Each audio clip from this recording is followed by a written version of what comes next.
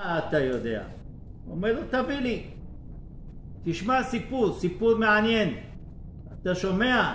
תשמע את הסיפור. זה יהודי שהלך לאסוף כסף ונכנס למישהו עשיר שהיה לו מכונה שהייתה מייצרת 5,000 בקבוקי יין בשעה, והמכונה פשוט הפסיקה לעבוד. הביא טכנאים שמכרו, אף אחד לא פתר את הבעיה.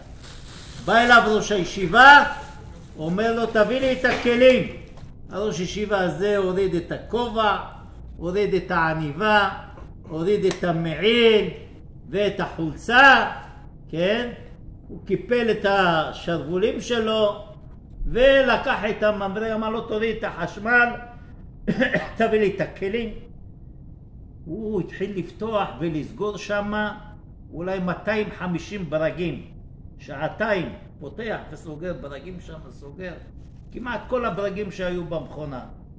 אחרי שעתיים הוא יצא ראש ישיבה משם, כולו מזיע, כל הידיים שלו מלאים גריס, כן, שומן, שמן והכל. אומר לו, עכשיו, כן, תנסה, תרים את החשמל,